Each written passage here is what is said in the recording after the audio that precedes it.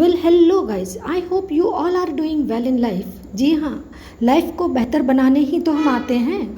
आज हम डिस्कस करेंगे जिस टॉपिक पर, वो बहुत इम्पॉर्टेंट है क्योंकि वास्तव में वो सभी जगह जाने अनजाने बहुत अधिक घटित होता है। और वो ये है कि लोगों का आपको प्रोवोक करना और आपका अपना आत्मनियंत्रण खो देना।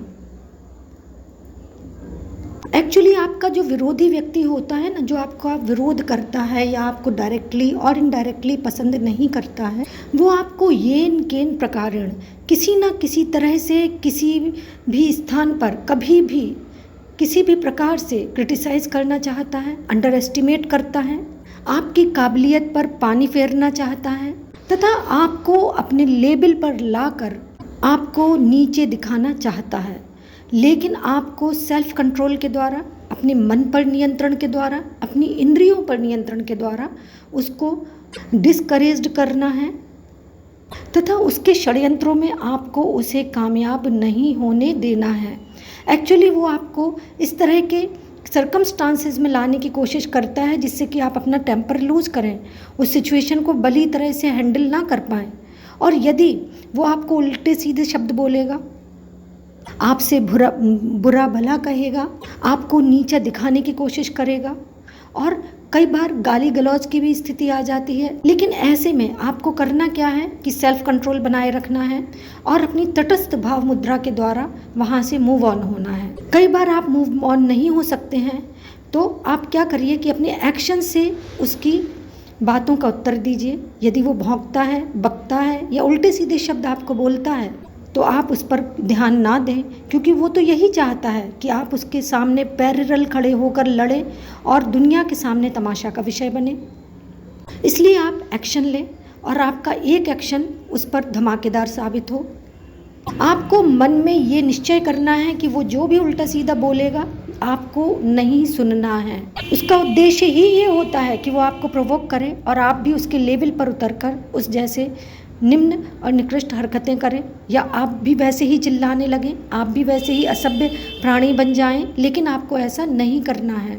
ऐसा करने से पता क्या होगा, ऐसा करने से उसकी साइकोलॉजी डाउन हो जाएगी, क्योंकि वो अपनी सारी एनर्जी, सारा मन, सारे षड्यंत्र, सारे जो भी उसके काम है, कॉन्स्पिरेसी, वो आपके विरोध में कर रहा है, चिल्ला रहा है, आपको उल्टा सीधा बोल रहा है। और आपको ऐसे में क्या करना है, अपने आप को शांत रखते हुए अपने आप को बिजी शो करना है कि आप तो उसको सुन ही नहीं रहे हैं।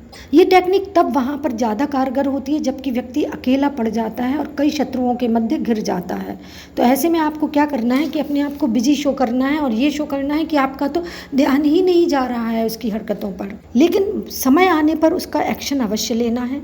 आप जितने मूल्यवान हैं, जितने प्रीशियस हैं, जितने इम्पॉर्टेंट पर्सन हैं या पर्सनैलिटी हैं, आपको अपनी अहमियत खुद समझनी होगी और उसके अकॉर्डिंग एक्शन लेना होगा। आप खुद देखिए, जानवर यदि रास्ते में उल्टा सीधा हमें काट लेते हैं तो क्या हम उनको पलट कर काटते हैं? यदि कोई कुत्ता रास्ते में किसी व्यक्ति को काट लेता है तो कोई उसको पलट कर काटता है क्या? या बिल्ली यदि पंजा मार देती है तो क्या बिल्ली को भी पंजा मारा जाता है? नहीं, आप तो उसका इलाज करते हैं। तो बिल्कुल आपको ऐसे ही सोचना है कि सामने वाला अपना आत्मनियंत्रण, विवेक, बुद्धि को त्याग कर आपके ऊपर हावी हो रहा है और आपको उसके षड्यंत्रों में कामयाब नहीं होने देना है, क्योंकि वो तो ये चाहता ही है कि आप उसके लेवल पर उतरकर उससे लड़ने लगे और वो अपने षड्यंत्र में कामयाब हो जाएगा। और जो आपको नहीं करना है, आपको उसके टारगेट में उसे सफलता नहीं देनी है, वरन आपको अपना सेल्फ कंट्रोल बनाए रखना है। कोई आपके पास फटा पुराना कपड़ा लेकर आता है और कहता है इसे खरीद लो, तो क्या आप खरीद लेंगे?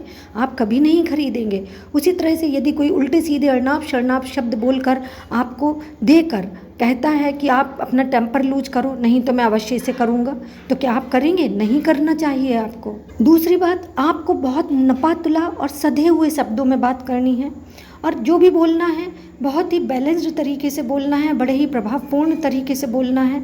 और यदि कोई आपकी बात नहीं सुनता है तो फिर आपको एक्शन तो लेना ही है। अपनी स्वतंत्रता दूसरे के हाथों में नहीं देनी है।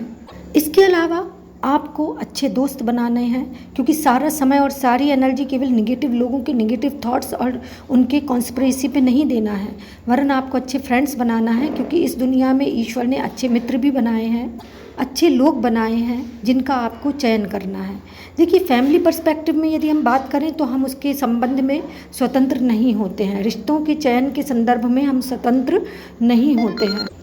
कुल मिलाकर जब आप अच्छे दोस्त बनाएंगे, अच्छे फ्रेंड्स बनाएंगे, तो आपका जो लाइफ है वो बेहतर से बेहतर होगा। आपको अपना समय केवल अपने निगेटिव लोगों पर, यानी उन निगेटिव लोगों पर खर्च नहीं करना है जो कि आपके लिए कॉन्स्पिरेसी करते हैं या आपसे बुरा व्यवहार करते हैं, बुरा बर्ताव करते हैं, वरन आपको अपने जीवन की प्रीशियस जो लाइफ है, आपका जो जीवन के प्रीशियस डेज हैं, प्रीशियस मोमेंट्स हैं, वो अपने अच्छे फ्रेंड्स पर खर्च कीजिए और अपनी उन सभी उपलब्धियों पर खर्च कीजिए जिनसे आपका जीवन बेहतर बना है।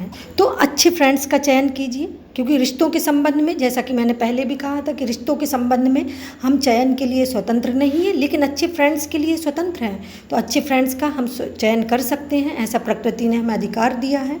तो डिसअपॉइंट, डिस्करेज्ड मत होइए, क्योंकि सामने वाला तो हमेशा आपको अंडर एस्टिमेट करेगा, आपको डिस्करेज्ड करेगा, आपको परेशान करने की कोशिश करेगा, आपके खिलाफ कॉन्स्पिरेसी करेगा, और यदि वो इन सब में सफल नहीं हो पाता है तो फिर उल्टा सीधा बोलने पे आप उसे रोक नहीं सकते। तो उसके किस निगेटिव एक्शन पर आपको क्या प्रतिक्रिया व्यक्त करनी है, एक्शन लेना है, या अपने व्यक्तिगत एक्शन के द्वारा उसकी अक्कल लगानी है ठिकाने, ये सब आप अपने विवेक, बुद्धि और आत्मनियंत्रण के द्वारा ही कर सकते हैं। आप उसके हाथों की कठपुतली मत बनिए कि वो जैसा नचाना चाहता है आप वैसे ही नाच रहे हो। यदि वो चिल्लाने लगता है, गाली गलौज पर उतर आता है, तो आप भी वैसा ही करने लगे, फिर आप में और उसमें क्या अंतर रहा। तो इन्हीं चीज़ों का ध्यान रखिए।